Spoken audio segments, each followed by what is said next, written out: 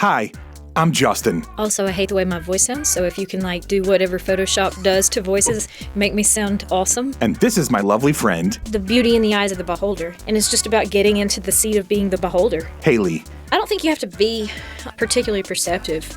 I just think you have to look up. This podcast is mostly just her telling me stories. If you expose yourself to the possibility that this might be really awkward, there can be something just really cool on the other side of it. She thinks that her life and way of looking at things are Oh, I was kind of waiting on you. I thought you were getting your stuff ready. You're waiting on me? pretty normal. You got to edit out all the misinformation about the Amish. Maybe you can relate. I would like a chance to re-sing the Amish Paradise. If you want lighthearted stories All right, you want to talk about goats? and stream of consciousness, I just woke up and needed some friends, and so I bought them. then you're gonna like the Sunny Side Up podcast. Sunny side up, sunny side up, sunny side up, sunny side up. So, if you're at all like me, you may feel that you're living in a world that can be a bit overwhelming and confusing at times. I'm also a huge fan of podcasts, documentaries, docudramas, stories, and of just information in general. Between all of that and the social media and news, sometimes our brains can feel like they're on overload. Hayley and I hope that this podcast can be something of an antidote to all of that. Like little jello shots of joy and distraction. None of it is too serious or really too informative. Mostly it's just two friends who have conversational chemistry talking about whatever enters the minds of relatively ADHD people. We hope you enjoy. It's banning books is not exclusive to the cult communities. No. I get a lot of that in my algorithm, different school boards that are banning certain books. A lot of times it's things that I've read, things that I'm really enjoying and finding value in now, and they're taking them off of the reading list. Yeah.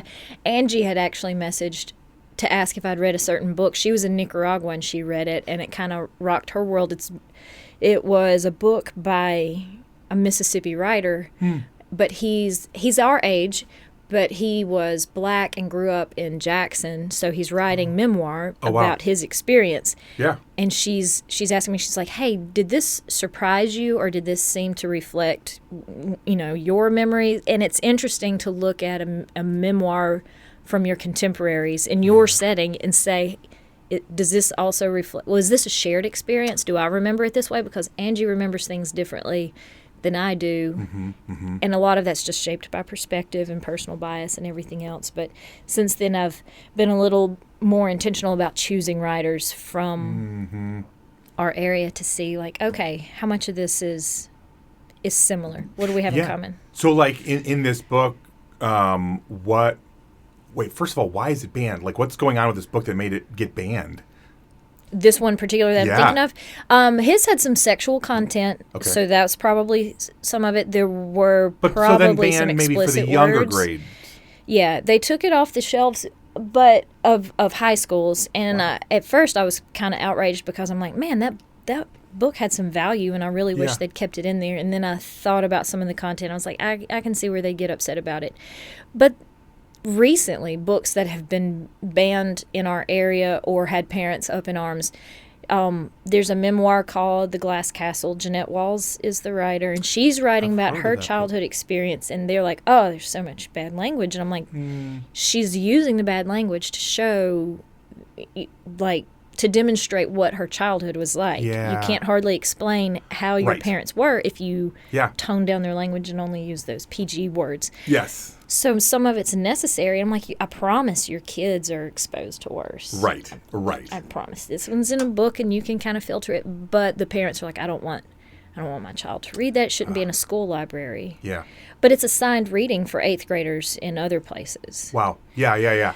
So if we don't have a standard of which books are okay and which ones are not, then you're going to have such a variation state to state. These kids were protected from it, and these were intentionally exposed to it. Right.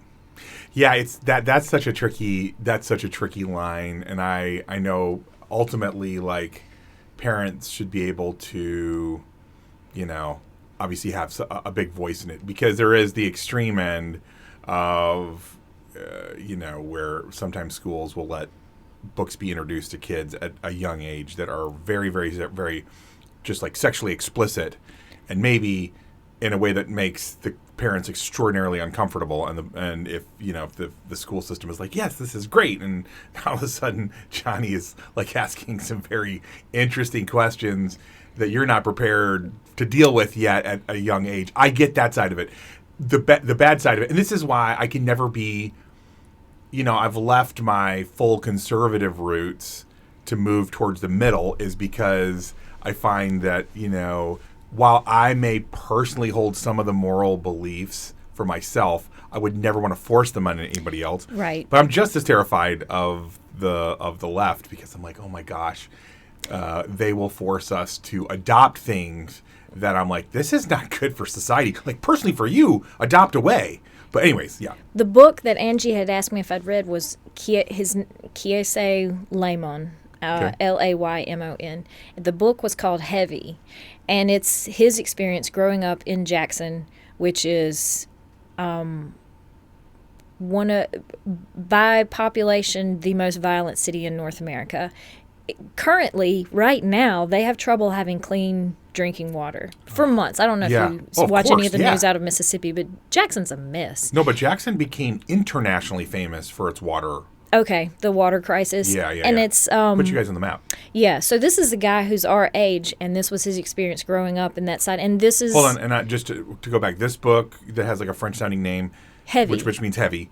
Was this the no, black that's gentleman? The name of the book is Heavy. Kiese Laymon is his name. Oh, Kiese Laymon is his name. So sorry. Okay. Was this the gentleman you were talking about? This is the book that Angie had asked me about. He's a black writer, so because of... And what era did he live in, or was he speaking He's about? Our age. He's a contemporary, Wow. which is why his memoir was so interesting to me, because Angie's like, does this reflect what you remember about school and growing up, or do you see any commonalities here? We lived in a rural area, which would be different from growing up in the urban area of the state capital. But comparing that, I just wanted to throw the name of the book in there in case anybody wanted to look at it. What's the synopsis of it without giving away? I guess if somebody's going to read it, don't ruin the ending. But like, what were some of your takeaways from it? Of like, wow, this is maybe different or very similar to what I've... The thing that just overall, one of the things I liked about the book is that we don't get enough perspective from black writers and black artists in general. And it's better now than it was, but historically, I think it's because it's difficult to make art when you're trying to survive. Yeah. And so they've been in harder situations, and so there's been less writing and less access to publishing and things like that. So now whenever they are able to get their stories out, it's just interesting. I kind of want to soak it all up and say, like, what's been going on? We don't hear, it's not so many stories are coming out. Memoirs from white people are a dime a dozen. Gotcha, Each one's special and unique and totally worth reading. And wonderful, but these are just a little less common. Like another world, which I'm all over that. Like, in another project where I would get to hear other people's stories, that was part of why I did that project, was because it was like my favorite stories were when I get to peek in people's lives that are so different from mine. Yeah. So the more different it was for me, the more fascinated I typically was, because I was like, wow, it's kind of like getting to explore. I would imagine like when the colonists first came to America and they're all huddled up in the Eastern Shore, and then Daniel Boone and company was like, we're going to go west. And every time you come over the next ridge, it's like, this is a whole new world. Like, I feel a little teeny bit like that when I get to hear stories from people that have a radically different life experience, because it's so mind-expanding. Didn't know that this was happening. Right, I didn't know this was happening. Well, and that's why I wish you would write the cult survivor's memoir, because that's a peek into a life that the rest of us don't have. Well, you know what's crazy though about the cult thing, and I do want to write about it, but I also want to do a podcast, and I haven't totally figured out. Like, I'm workshopping with you right now, so everything I say could happen exactly as it comes out of my mouth, or it could be like 1/10, or it could never happen, whatever. But in the back of my mind, I do want to do a podcast and start off with just everybody that I grew up with that would be willing to come on the podcast, first of all, right? Okay. I would subscribe. Thank you. it will be fascinating, interesting. The trick there'll be a lot of inside baseball. So then you have to do, that's like, if you put a bunch of like military guys on a podcast and they're using a bunch of shorthand and acronyms and you're like, I have no idea what an FRC LP234, whatever. You have to do a lot of explaining to the audience, like, pause. When we say blah, blah, blah, it means whatever. Okay, so there's inside baseball. But I think overall it would be interesting to the outside world. And I think it could grow into, you find, like, one of my best friends in the whole world, who actually helps, like, lead worship at worship nights here.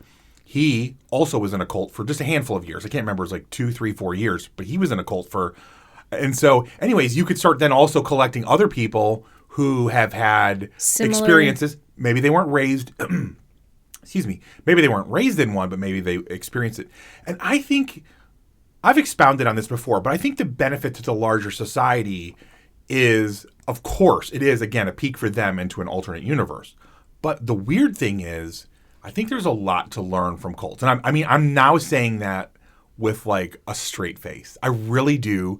It is such a fascinating world. And I don't want to call the Amish a cult because they really are not. They're more of a sect, but they're such a different world. And there's some really positive, amazing things about the Amish that only happen in their world. That was one of the edits. We needed to make. Okay, let's do it. The Amish do, in fact, occasionally have air-conditioned tractors. Yeah. Dang it, do they really? Yeah. And so Amish versus Mennonite that showed up at our tornado restoration, I forgot to confirm. I might have confirmed, but I've already forgotten.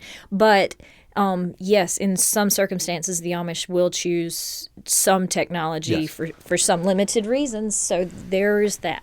But Amish, I wouldn't say cult. I would say lifestyle, which that's a really thin line probably. And a lot of, but the cult conversation is so timely right now with the Christian nationalism and the incredible blurring of lines between politics and religion and how fanatical some groups have gotten.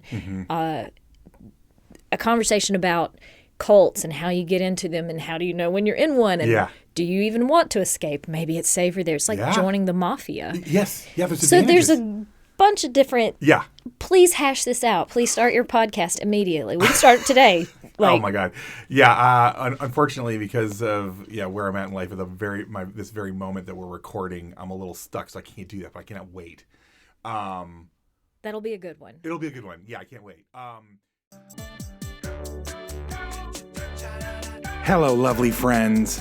Thank you so much for hanging out with us.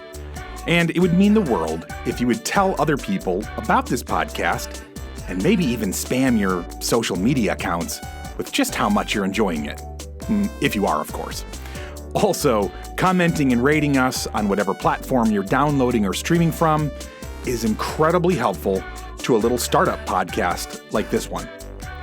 On the other hand, if you are dissatisfied with your listening experience, please leave all of that hate on someone else's podcast. Just maybe to confuse them a little bit, right? But most of all, we hope you keep looking up and looking for the sunny side of life.